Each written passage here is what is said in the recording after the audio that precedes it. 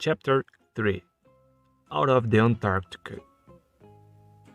What with the excitement of having the great Admiral Drake speak to him over the radio and his curiosity about the Admiral's message to him, Mr. Popper did not sleep very well that night.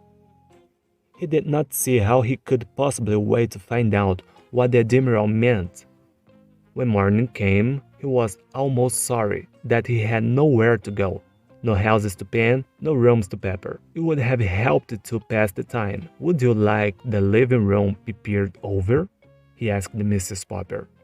I have quite a lot of paper number 88 left over from the mayor's house. I would not, said Mrs. Popper firmly. The paper on now is plenty good enough.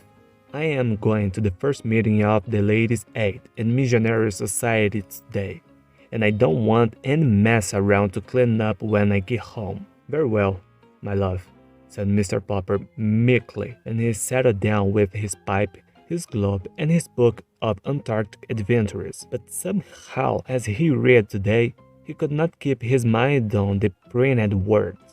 His thoughts kept straying away to Admiral Drake. What could he have meant by a surprise for Mr. Popper? Fortunately for his peace of mind, he did not have so very long to wait. That afternoon, while Mrs. Popper was still away at her meeting, and Jane and Bill had not yet come home from school, there was a loud ring at the front door. I suppose it is just the postman. I won't bother to answer it, he said to himself. The bell rang again, a little louder this time. Grumbling to himself, Mr. Popper went to the door. It was not the postman who stood there. It was an expressman with the largest box Mr. Popper had ever seen. Part by name of Popper live here? That's me. Well, here's their package. That's come. Air Express all the way from Antarctica. Some journey, I'll say. Mr. Popper signed the receipt and examined the box. It was covered all over with markings. Unpacked at once, said one. Keep cool, said another. He noticed that the box was punched here and there with air holes. Mr. Popper lost no time in getting the screwdriver, for by this time, of course, he had guessed that it was the surprise from Admiral Drake. He had succeeded in removing the outer boards and part of the packing, which was a layer of dry ice. When from the depth of the packing case, he suddenly heard a faint, or his heart stood still. Surely he had heard that sound before at the Drake expedition moves. His hands were trembling so that he could scarcely lift off the last of the wrappings. There was not the slightest doubt about it. It was a penguin. Mr. Popper was speechless with delight. But the penguin was not speechless. Org, it said again, and this time it held out its flippers and jumped over the packing debris.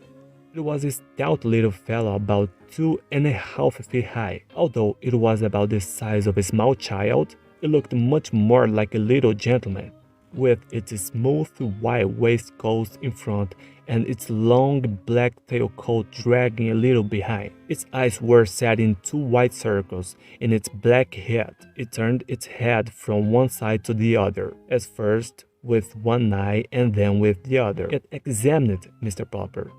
Mr. Popper had read that the penguins are extremely curious, and he soon found that this was true. For stepping out, the visitor began to inspect the house. Down the hall it went, and into the bedrooms with its strange bumptious little strut. When it or here, Mr. Popper had already begun to think of it as he got to the bathroom. He looked around, with a pleased expression on his face. Perhaps, thought Mr. Popper, all the white tiling reminds him of the ice and snow at the South Pole. Poor thing, maybe he's thirsty. Carefully, Mr. Popper began to fill the bathtub with cold water. This was a little difficult because the inquisitive bird kept reaching over and trying to bite the faucets with its sharp red beak. Finally, however, he succeeded in getting the tub all filled. Since the penguin kept looking over, Mr. Popper picked it up and dropped it in. The penguin seemed not to mind. Anyway, you are not shy, said Mr. Popper. I guess you've got sort of used to playing around with those explorers at the pole. When he thought the penguin had had enough of Beth, he drew out the stopper. He was just wondering what to do next when Jenny and Bill burst in front school. "Papa!" they shouted together at the bathroom door. "What is it?" "It's a South Pole penguin sent to me by Admiral Drake." "Look," said Bill. "It's Martin." The delighted penguin was indeed Martin.